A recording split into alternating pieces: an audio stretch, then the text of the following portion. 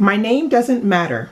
All you need to know is that I'm a phantom, a figment, a man who was mistaken for waitstaff twice that night. Odd, given my outfit.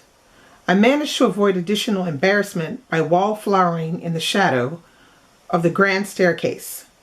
Their cheeks pink from Southern Comfort, the partners, or shareholders, as the firm called them, stood chatting in clusters around the dining room. I had been invited by my law firm's leaders to attend their annual party at Octavia Whitmore's mansion on the Avenue of Streetcars.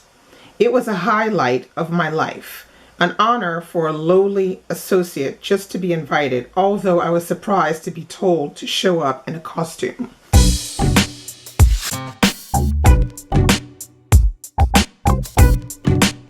Hey guys, I'm back again and I'm here to review We Cast a Shadow by Maurice Carlos Ruffin. Okay, now this book came out I guess maybe 3 weeks ago or 2 weeks ago, something like that. And this is a debut novel. And yeah, this one really surprised me because as it says, okay, I'll just read you a little bit of what it says on the inside jacket.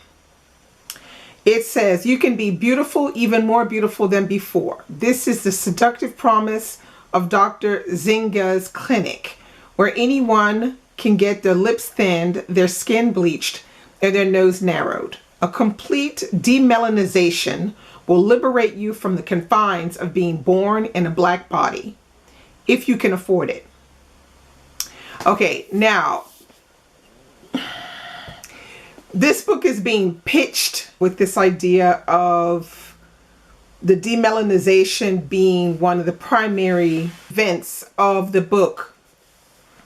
But the pacing for me, or the organization of the way the story is told, is a little jumbled in my opinion, because I expected to have the majority of the book be centered on this concept of the demelanization. So I wanted to actually see the person go through the demelanization and follow that person as in the after effects of this operation.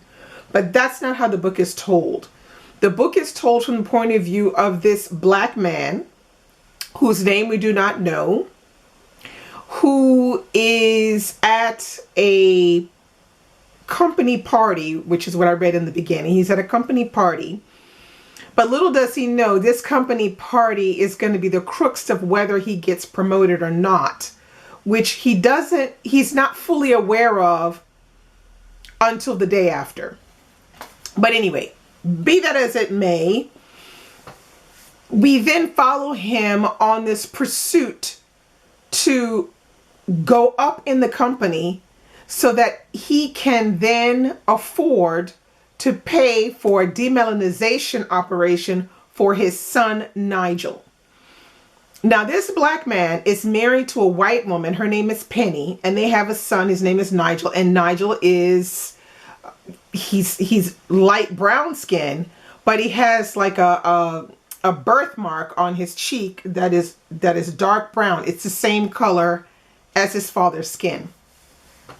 And we basically see how people are living at the time, because it doesn't say exactly when it takes place, but you have the impression that it's not that far from today, but at the same time there are some big changes that have happened. So for example, black people are considered to be threats all over the place. So they have all this organization, these security guards that pretty much roll up on black people anytime anything is happening.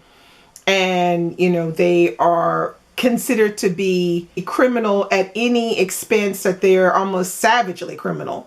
A lot like today, like what we're seeing in the US, except he puts it into a tone where you have a feeling that it's almost like you're living in the world, but it's still like a prison in a way.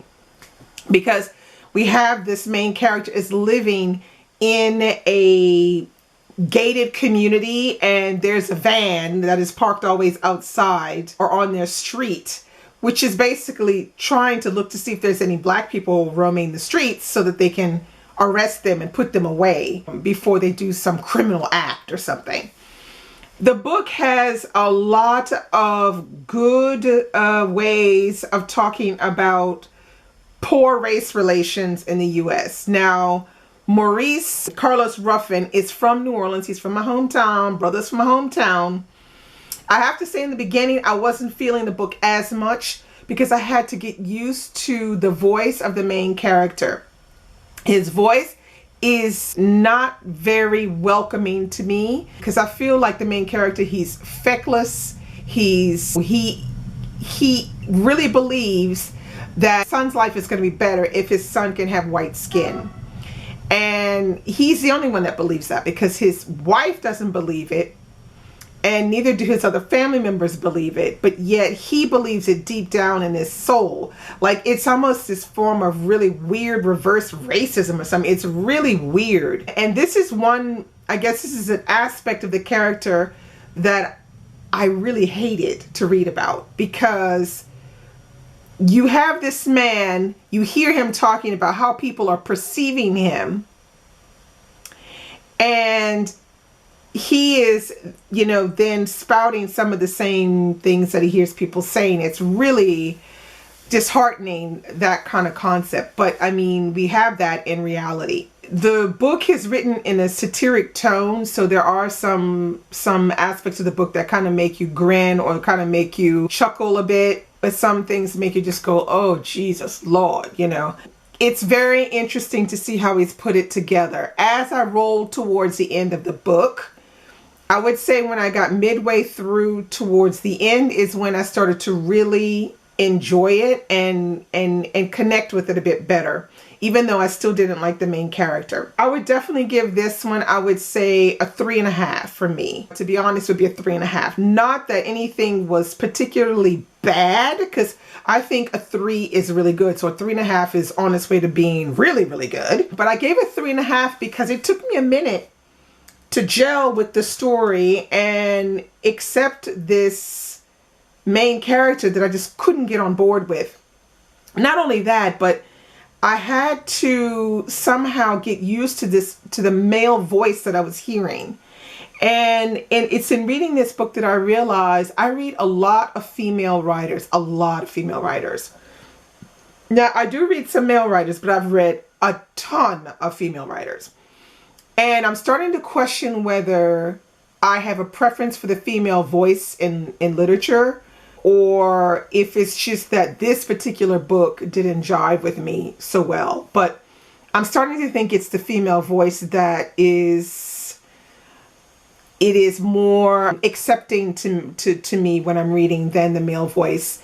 So I might have to try to read more male voices in order to try to make that disappear, because I'm feeling a real divide with that.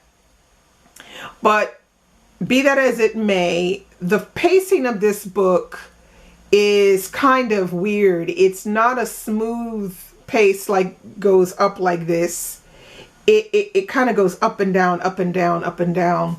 So there are moments, like I said in the very beginning, I said from the beginning till about maybe halfway through, I was having a lot of trouble with the main character and, you know, accepting this, you know, this setting that I was in. So I was having to really, you know, I was having to really do the work to try to accept this whole situation. By midway through to the end, I was on board. I appreciated, like I said, I appreciated his concept of talking about race. He does it pretty well. He brings to light a lot of issues that today we still have trouble talking about. And he does it while making the main character be a black man with no name, which that reminds you of what novel? Of course, Invisible Man. If you haven't read that, read that book. And the humor and sort of like black humor that goes through the book. And then there's this slight little sci-fi twist, this idea of this demelanization operation thing. Would I recommend this book? I'm not really sure. I don't think this book is for everybody.